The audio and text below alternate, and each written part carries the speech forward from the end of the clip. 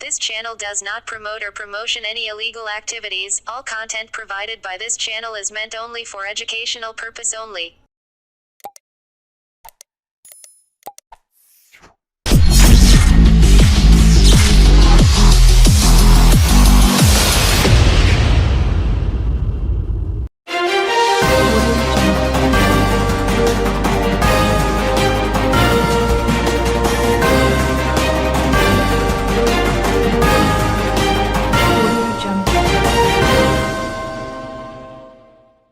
হুগলির বাঁশবাড়িয়ায় ঐতিহ্যবাহী কার্তিক পূজায় মিলনপল্লী নটরাজ পূজার শুভ উদ্বোধন অনুষ্ঠিত হল। হুগলির বাঁশবাড়িয়ার ঐতিহ্যবাহী কার্তিক পূজা উপলক্ষে মিলনপল্লী নটরাজ পূজার শুভ উদ্বোধন অনুষ্ঠানে এক বিশেষ আনন্দঘন পরিবেশের সৃষ্টি হয়। এই বিশেষ পূজার উদ্বোধন করতে উপস্থিত হয়েছিলেন সাংসদ সায়নী ঘোষ। আজকের দিনটি বাঁশবাড়িয়ার জন্য বিশেষ গুরুত্বপূর্ণ হয়ে উঠেছিল।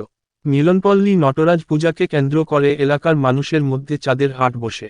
উদ্বোধনী অনুষ্ঠানে বিশিষ্ট অতিথিদের মধ্যে উপস্থিত ছিলেন হুগলি শ্রীরামপুর সাংগঠনিক তৃণমূল কংগ্রেসের সভাপতি তথা চাপাদানির বিধায়ক অরিন্দম বুইন, সপ্তগ্রামের বিধায়ক তপন দাশগুপ্ত, চুঁচুড়ার বিধায়ক অসিত মজুমদার, জেলা পরিষদের সভাধিপতি রঞ্জন ধারা এবং ধনিয়াখালীর বিধায়িকা অসীমা পাত্র। এছাড়াও অন্যান্য বিশিষ্ট ব্যক্তিত্ব ও নেতৃবৃন্দ এই অনুষ্ঠানে উপস্থিত ছিলেন। মিলনপল্লী নটরাজ পূজার মূল উপদেষ্টা বাঁশবাড়িয়ার সমাজসেবী সত্য রঞ্জন শীল, যার নেতৃত্বে প্রতি বছর এই পূজা বিশেষ সাফল্যের সঙ্গে অনুষ্ঠিত হয়। এবছরও পূজার আয়োজন এবং উদ্দীপনা ছিল নজরকাড়া। উদ্বোধনী অনুষ্ঠানের পাশাপাশি একটি বিশেষ সাংস্কৃতিক সন্ধ্যারও আয়োজন করা হয়, যেখানে স্থানীয় এবং বাইরের শিল্পীদের পরিবেশনা দর্শকদের মন জয় করে। মণ্ডপসজ্জা, আলোকসজ্জা ও কারুকার্য প্রতি বছরের মতোই এবছরও পূজায় বিশেষ আকর্ষণ সৃষ্টি করেছে। সাংসদ সায়নী ঘোষ সহ অন্যান্য বিশিষ্ট অতিথিদের উপস্থিতিতে এই ঐতিহ্যবাহী পূজার উদ্বোধন এক নতুন মাত্রা পায়। বাঁশবাড়িয়ার মানুষ এই পূজাকে শুধু ধর্মীয় নয়, সামাজিক এবং সাংস্কৃতিক মিলনের ক্ষেত্র হিসেবেও দেখেন। এবছরকার মিলনপল্লী নটরাজ পূজা বাঁশবাড়িয়ার ঐতিহ্য ও সংস্কৃতিকে আরও একবার গৌরবময় করে তুলেছে।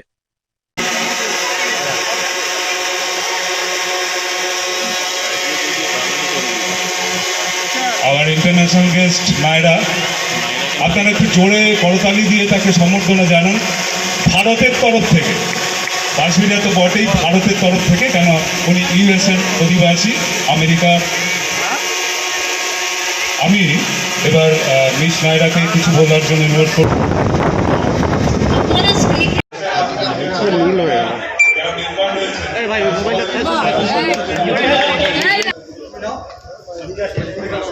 কার্তিক পুজো মানে কেবলমাত্র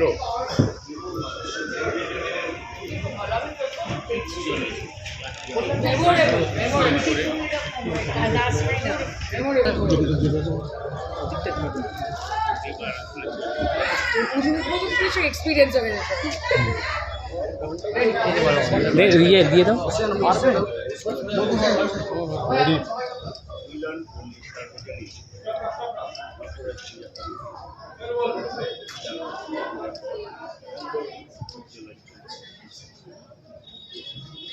আচ্ছা দাদা হাতটা দেখবেন।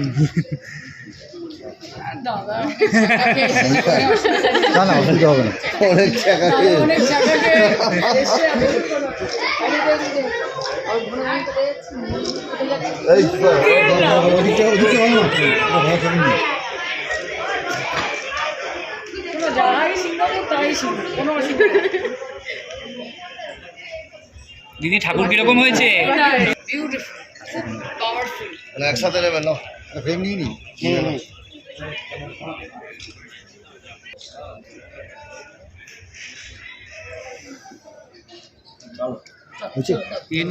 তাহলে আমি কাজ সরাবো, না সরাবো না।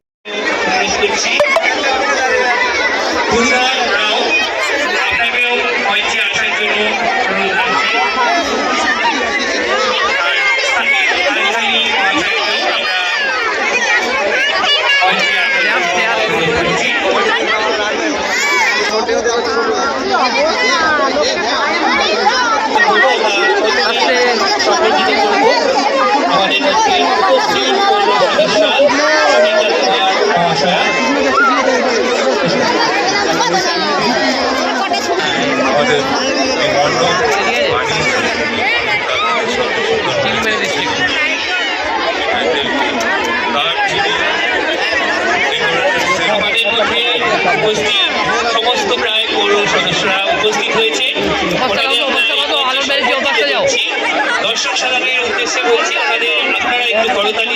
সম্মানিত করুন। অমর শিকদার তাকে আমাদের উপস্থিত অমর শিকদার মহাশয় এবং অমর গণিত মহাশয়, ওনাদের দুজনকে আমরা মঞ্চে আসার জন্য অনুরোধ রাখছি।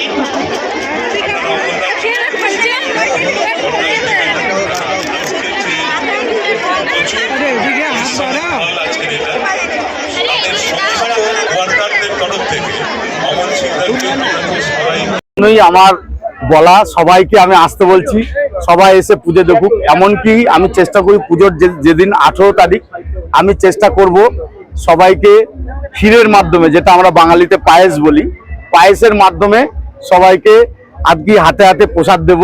সবাই খাবে, ঠাকুর দেখবে, সবাই আনন্দ করে যাবে। দর্শকদের জন্য কি কি ব্যবস্থা করা হয়েছে? দর্শকের মধ্যে এবার নতুন চমক দিয়েছি ফুচকা।